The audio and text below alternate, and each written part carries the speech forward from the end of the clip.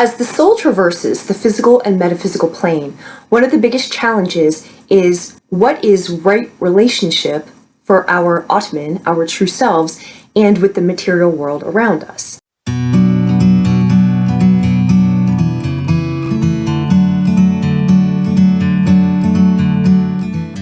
The lunar eclipse that took place this morning is in Anuradha Nakshatra. And so for the next 2 weeks, the eclipse energy is going to be in this nakshatra. So the way that I organize these videos is to tell you about the energy, because they will describe what type of conflict you can anticipate and the intentions behind what interactions you'll have. So I start with that, and then the second part of the video will be a highlight for your sign so that you can check on exactly where in your life and how in your life this might be affecting you. I do recommend that you watch your sun sign, your moon sign, and your rising sign. Every person reads differently, so if you're new to my channel, find out which of these works for you. I do these every new moon and full moon. So when the new moon cycles come around and the full moon cycles come around, you know which of the signs in these videos resonates most effectively for you.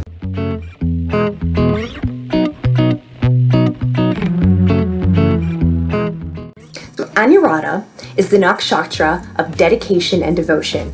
It is symbolized by an archway, as in the goal, the thing that you're moving toward.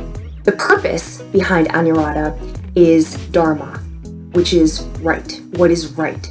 And so Anuradha really looks at right relationship. And it's this period in the soul growth where you're becoming more material. And as you become more material, you start to lose your connection with the divine. And so what Anuradha is doing is it's looking at how are we tending to our inherent worth? How are we seeing to that? And specifically, how we are seeing to that through our relationships. So we're looking at several aspects of right relationship.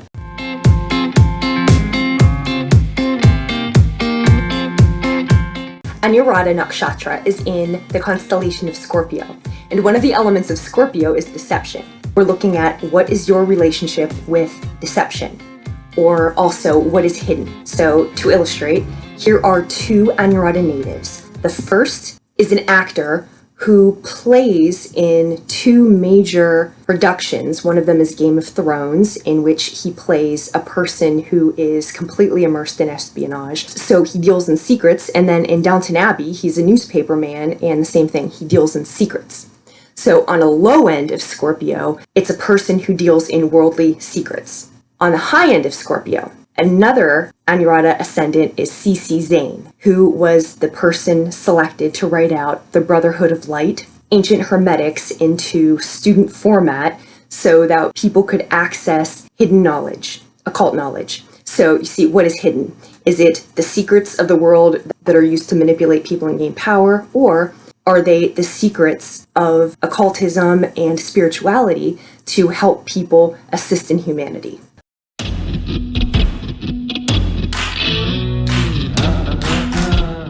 The next element is our relationship with relationships. So what is right relationship when it comes to relationships? The deity associated with Anuradha is Mitra, and Mitra is a god of the sun, and Mitra exposes things, exposes the path. It's interesting, as in lunar eclipses expose things, right? So you have Mitra, the god of the sun, and Varuna is also associated, and Varuna rules cosmic law. Varuna is also the ruler of the deep and in charge of night. So you have Varuna, you have night, and then you have Mitra, day. And here's the thing with it. Night and day are distinctly different. At dawn, they meet, they merge, and one becomes the other. At dusk, they meet and merge, and one becomes the other. While they have these parts where they merge together, they are distinctly separate. Just like in your friends group, in your relationships groups, with your significant other, with anybody you do dealings with. This is business, this is anything. The people you deal with, you contribute to them and they contribute to you because you are each distinctly different. You bring some attributes to the relationship which enhance each other, but if you all brought the same attributes, it wouldn't really be a relationship, it would just be a continuation of yourself, you see? So you have to be separate, night and day, you have to be separate in order to be distinctive.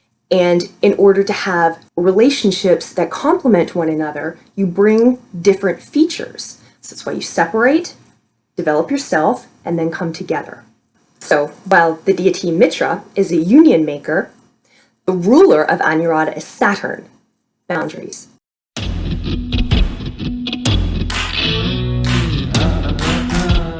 Another item with Anuradha is right relationship with our experiences. Associated with Anuradha is the lotus flower. And the lotus flower is something that has its roots in the mud and then has a long root, and at the top of the water has a beautiful flower that's seen. Now, if you're looking, you only see the beautiful flower, but the beautiful flower is the result of a lot of work and roots in the mud. The enactment of Saturn. With us as humans moving toward divinity, we need to have our roots in the mud. We need to have our roots in humility, based in humility. And why is that? Well, did you ever grow from an experience that was not difficult? Did you ever have everything going well for you, and then at the end of it, you said, my God, I really am a new person because of that? Not necessarily. It doesn't really work like that. It's the humility, it's the circumstances, the life experience that cause us to be humble, that cause us to feel humility, that enable us to develop the spiritual fortitude to ascend.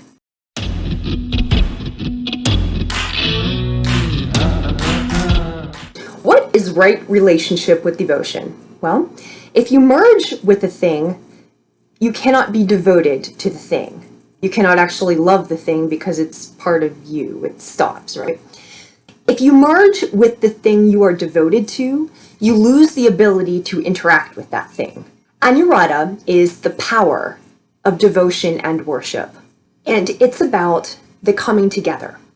You know, when you have an amazing meditation, or if you work with intuitive gifts, but these different ways that we contact the divine, these different ways that we contact parts of ourselves that aren't worldly parts of ourselves. That's a particular feeling that unless you've done it, you don't know what it's about. So you can't describe it to somebody because they don't know what it's about if they haven't done it.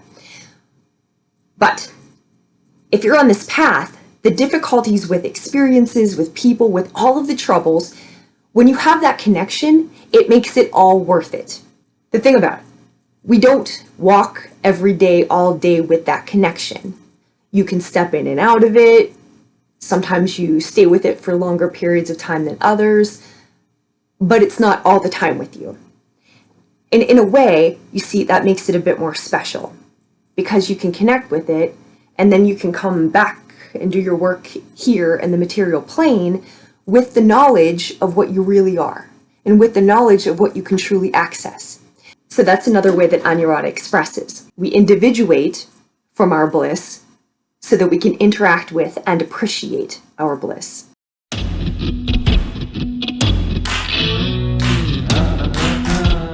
So the lessons of Anuradha are about aspiring toward our inherent worth, and doing that through relationship, and being devoted to something without losing ourselves in something. And another element of Anuradha is the idea of changing forms.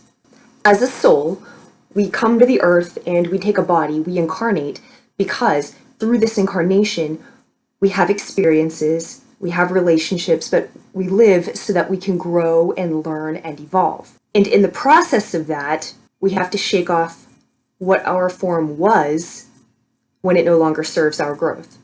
So we take on a new form. Sometimes that comes in the form of physically a new appearance. Sometimes that comes in a new profession. Sometimes that comes in the form of different personality. Sometimes that comes in the form of different friends, of different groups. But where we are currently reflects what our growth has been to this point. And so when you take on a new form, it may be that you are entering a new phase of life.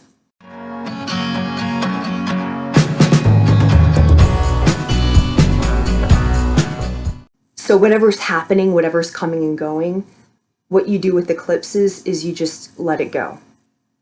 That's what you can do.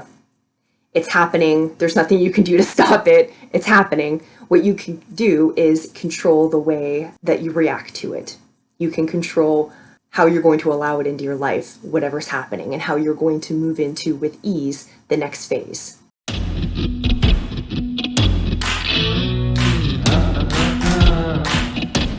Sagittarius, Sun, Moon, and Rising. This lunar eclipse energy is taking place in your 12th house. And the 12th house has to do with where you go to retreat, where you go to rest. It has to do with sleep, rehabilitation, escape, also addictions, substance, asylums, prisons, like places you go to be alone. Spiritual experiences, things you do by yourself. Watch for some sudden change in your 12th house activities. And this can be something like perhaps if your 12th house activities were being impeded. Maybe there will be some change that allows you to conduct them more in accordance with how you want.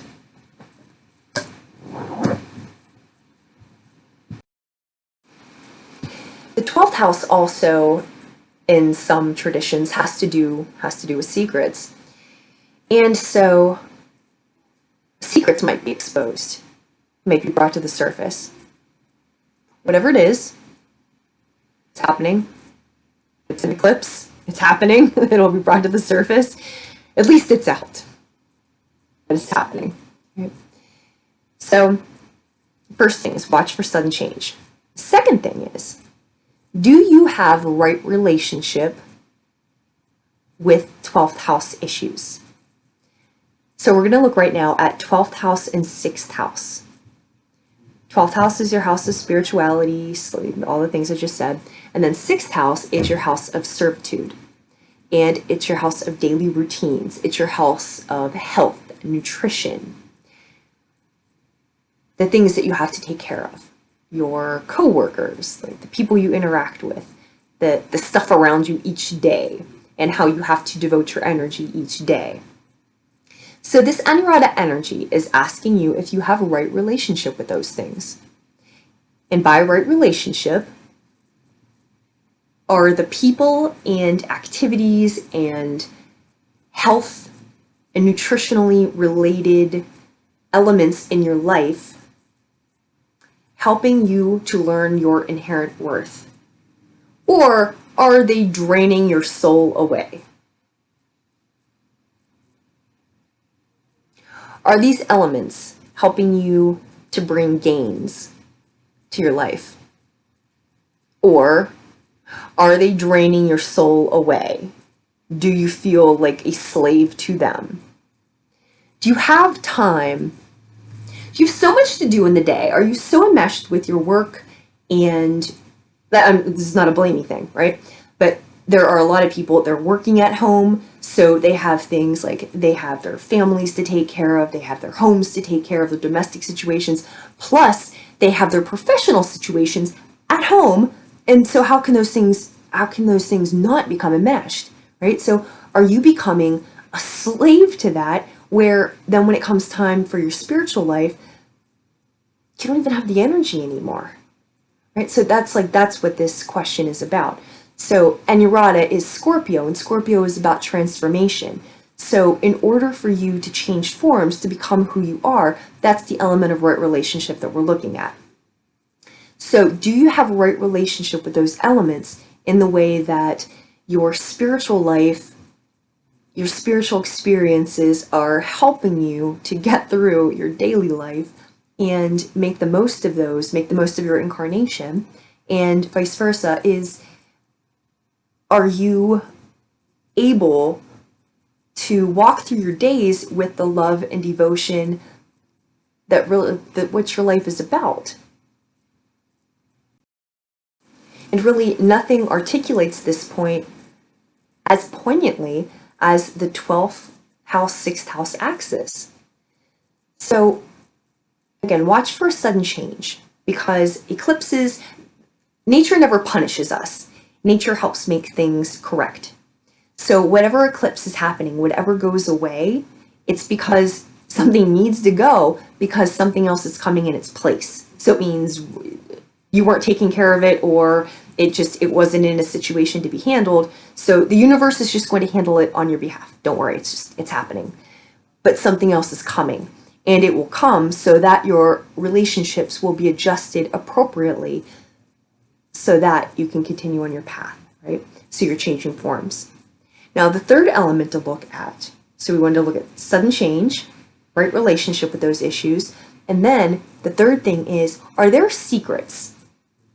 Are you working with any behind the scenes information or occurrences of the past, or, because you know what happens. Those become these mild currents that get embedded in our conversations. That people will talk about something, but what they're really saying is something else. It'll be a small thing, but the implication is something else, right? So it's these secrets, these things that we don't want earthed, these things that are just not said. And sometimes we keep the peace by not saying them, but sometimes the peace is going to explode because they're not said. So now is the time for the exposure of secrets. Whatever it was, because they can take a lot of forms. They can be things that you're in this situation because of something you did or didn't do, or it has nothing, like, it's not your fault, it has nothing to do with you, but you feel this certain way about it and you just really don't want to talk about it, so you kind of don't bring it up, but then that energy keeps getting played out. So like, it can look a lot of different ways. Wherever it is appropriate, like what the message for this is like, forgive yourself for it. Because if it was your doing, okay, it's finished, it's over, it's done. Whatever form of you made that choice, whatever form of you, that's not you today. So you're allowed to let it go. If it was something that put you in a bad situation, if it was something that threatened, caused you to put yourself in a threatening situation, like whatever it was, forgive yourself for it. It's part of your experience. It's not embedded in you. It's part of your experience. So get clear on your relationship with secrets, is like in a positive way. Unearth it, bring it to the light, because that diffuses its power, and then leave it on the side of the road. Or burn it. Or write it on a piece of paper and burn the paper, tear it, whatever you need to do. But secrets control you, and don't be controlled. It's not the time for that anymore. You've worked too hard. So this energy in your 12th house, watch for a sudden change. Watch for if you have right relationship, right devotion with 12th house issues, with your spirituality. What is your devotional life like? Do you really love what you're doing, or are you just meditating because you're supposed to meditate, but you're so bored and you can't stand it? And so, watch how you feel about it. And then finally, whatever secrets are around, watch your relationship with secrets and eliminate your relationship with secrets. Bring them to the surface, let them go.